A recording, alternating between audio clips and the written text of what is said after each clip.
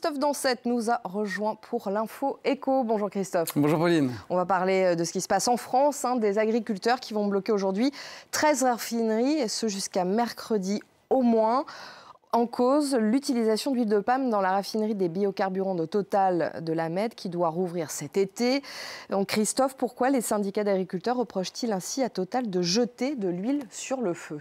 Tout simplement parce que cette huile de palme, elle va être importée. Le gouvernement français a récemment autorisé Total à importer 300 000 tonnes d'huile de palme, une décision qui met les agriculteurs en colère. Pourquoi? Parce que l'essentiel des biocarburants aujourd'hui est produit en France par de l'huile de colza qui est produit en France et qui fait vivre 20 000 personnes sur le territoire français. Or, l'importation d'huile de palme risque de mettre des emplois en danger. Alors, il bloque, comme vous le disiez, 13 raffineries un peu partout dans le pays, comme on peut le voir sur cette carte, et ce, au moins jusqu'à mercredi. Mais alors, pourquoi Total tient-il tant à utiliser de l'huile de palme importée?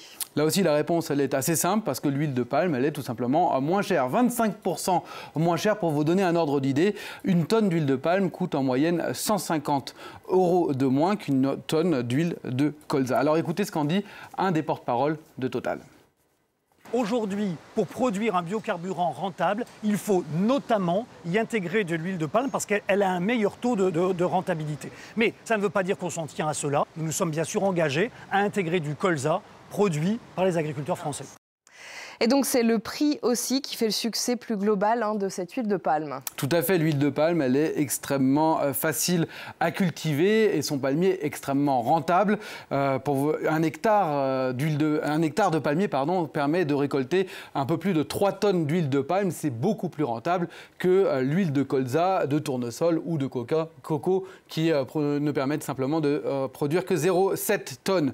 Et puis cette huile de palme, elle permet beaucoup de choses. Elle est utilisée dans l'agroalimentaire, on l'utilise dans certaines pâtes à tartiner, dans les margarines, et puis aussi dans les cosmétiques. Vous l'utilisez, Pauline, peut-être dans certaines crèmes. Et puis on le disait aussi dans les biocarburants. Alors à l'origine, cette huile de palme, ces palmiers proviennent principalement d'Afrique de l'Ouest, mais face à cette rentabilité, eh bien, plusieurs pays s'y sont intéressés, en particulier la Malaisie et l'Indonésie, qui, vous le voyez, aujourd'hui regroupent l'essentiel de la production mondiale, à eux deux près de 85% de cette production mondiale, dans un marché qui, lui, ne cesse de grandir, comme on va pouvoir le voir sur le prochain schéma, avec une courbe en ascension depuis les années 60 jusqu'à aujourd'hui. Vous voyez la courbe. Ah oui, en effet.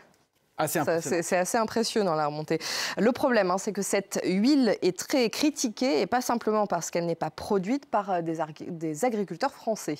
Elle est critiquée en premier lieu parce qu'elle n'est censée pas être très bonne pour la santé. C'est ce que disent ce détracteur qui lui reproche notamment de créer des problèmes cardiovasculaires. Et puis elle est aussi et surtout critiquée pour les désastres qu'elle produirait au niveau de l'environnement, la surproduction qui crée ça. Car pour produire beaucoup d'huile de palme, il faut souvent détruire des forêts tropicales. Alors on parle beaucoup ici des orang-outans que vous voyez ici, des orang-outans de Bornéo ou bien des tigres de Sumatra, deux espèces dont l'espace de vie a été considérablement bouleversé depuis cette surproduction d'huile de palme et qui sont aujourd'hui en danger. On imagine donc que les associations écologistes sont elles aussi mobilisées contre cette huile de palme.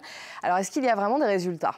Oui, certains industriels agroalimentaires ont décidé tout simplement d'interdire les produits à base d'huile de palme. C'est le cas de Leclerc, c'est le cas aussi prochainement d'autres industriels. Et puis au niveau européen, le Parlement de Strasbourg, que vous voyez ici, a voté un texte fin janvier limitant considérablement l'utilisation d'huile de palme pour les biocarburants à partir de 2021. Un texte qui doit être discuté aujourd'hui à Bruxelles par les ministres européens de l'énergie et qui sera discuté également par la Commission européenne à partir de mercredi. On comprend mieux pourquoi les agriculteurs ont choisi ces dates, ce lundi et ce mercredi, pour leur mouvement. Et qu'en dit le gouvernement français ? Eh bien, le gouvernement français, il est assez partagé. Entre d'un côté, le ministère de l'écologie de Nicolas Hulot, qui est plutôt gêné, et puis le ministère de l'économie et celui de la défense de Florence Parly, qui, eux, soutiennent l'importation d'huile de palme. Alors, vous me direz, Pauline, qu'est-ce que le ministère de la Défense a à voir là-dedans ?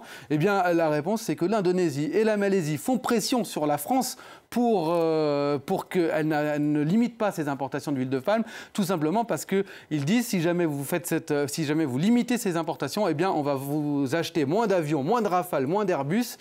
Alors on comprend mieux quand on sait que l'Indonésie et la Malaisie sont respectivement les 11e et 14e clients pour l'armement français. On comprend mieux pourquoi les enjeux de ce dossier vont bien au-delà de la simple huile de palme. Ah oui, en effet, ça va bien au-delà. Merci beaucoup Christophe, on vous retrouve tout à l'heure pour un nouveau point